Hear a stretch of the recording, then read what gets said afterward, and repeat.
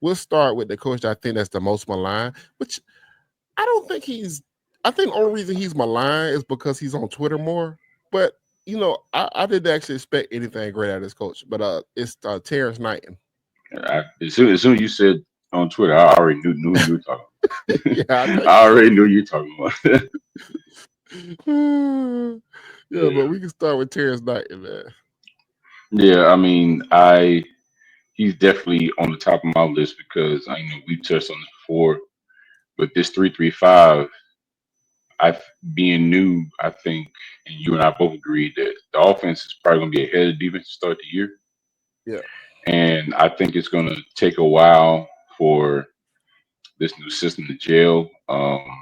You got an opponent like Alabama in the first week. I think that's going to really uh, show you, the stuff that you need to work on because they're normally really good on the offensive line. right, And I don't. They have pro guys on the offensive line regularly. I mean, right. um, that's why I had Daryl Jackson as one of my key people because he's going to have to be big in that middle and also James Williams off the edge. But I think that's going to take a while. I think he's going to really have to.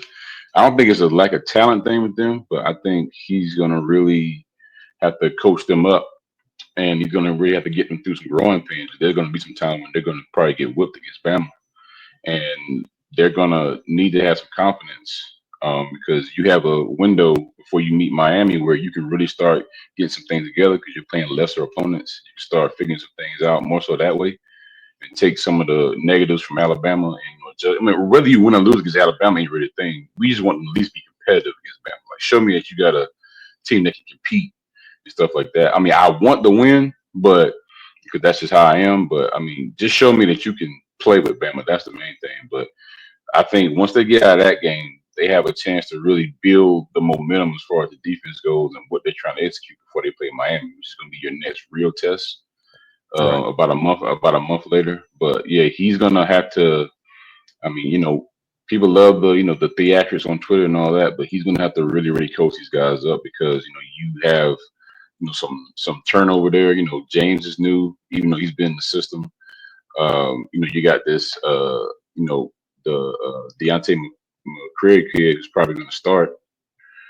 He's probably going to be one of the three down linemen to start, and I think Diggs is probably going to back up Jackson in Right. the middle. So I think all those guys are going to play a lot this year coming up. Mhm. So yeah, he's definitely the number one because I mean if we don't get the trenches right, then the defense is not going to work anyway. It's just with me.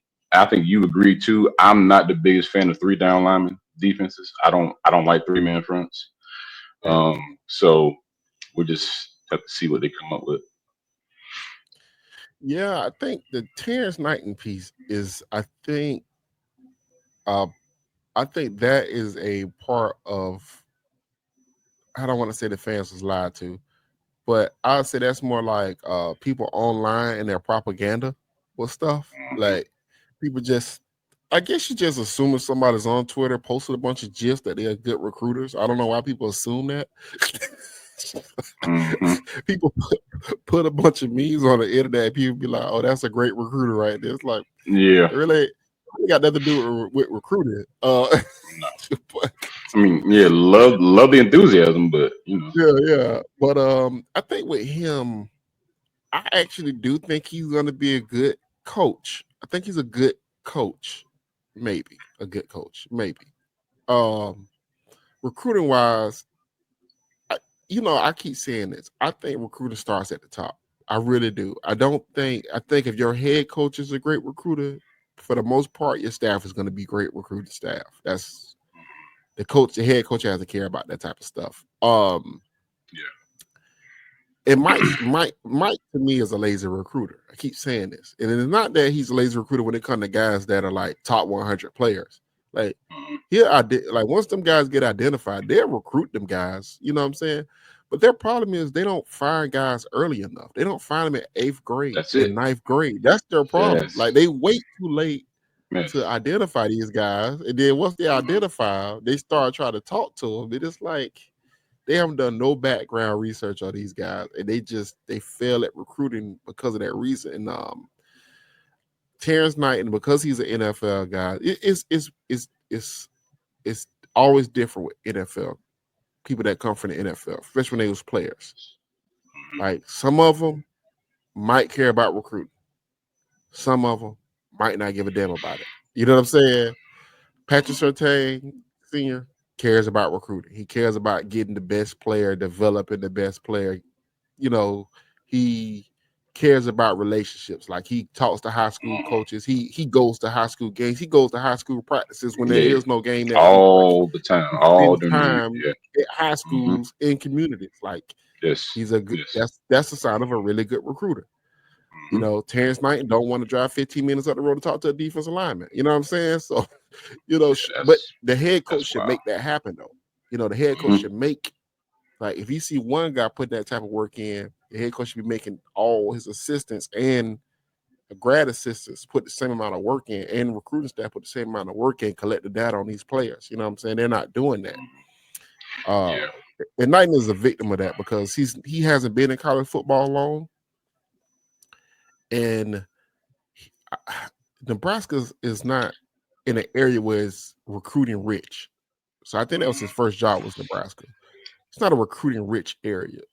You know, I think with Surtain, because he was a high school coach down south, you spend time, and his kid was recruited. So he saw the amount of effort that it took that a high, college coach supposed to take when it comes to recruiting a player, what type of development plan a player should be on, you know, and how to get those players to realize their dreams. So that's a that's a that's a big deal. So I think Knight, I think it's a fail as recruiting, but I think on the field, I think he could probably still be a good coach on the field. And I think when I say he'd be a good coach, I think he'd give you a lot more than what Odell Hagens gave you on the field.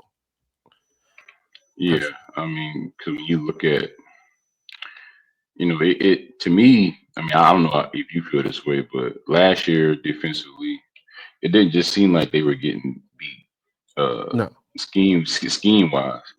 I also think that it looked like a lot of effort too. And going back to your point you were saying earlier about how you think they have an effort issue. And I think Knighton, with his energy and all that, right, he just gives off a vibe to me that he's somebody that's gonna, probably be real, detail oriented and try to get these guys coached up.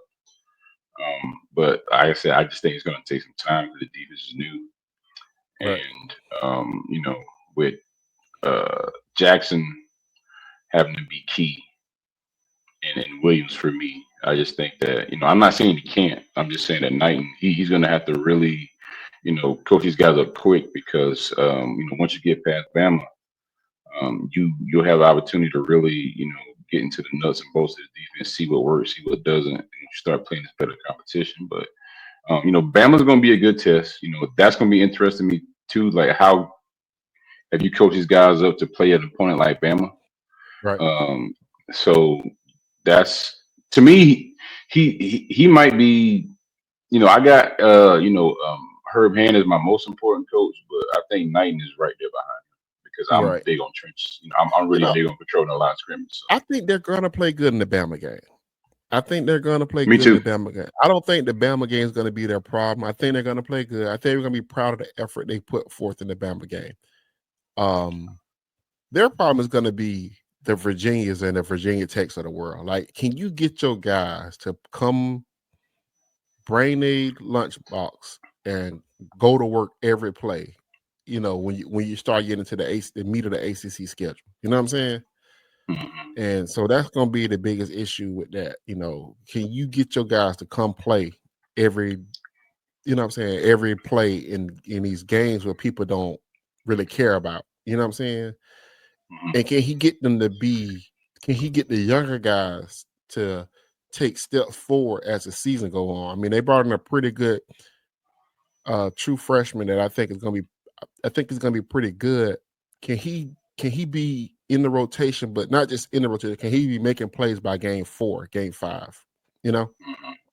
and Okay, look like the so heir apparent to Derrick Jackson. So you that's talking about Kevin Wynn? yeah, Kevin Williams. Yeah, Yeah, okay, I think he can be a pretty good player. So can you get right. these guys to?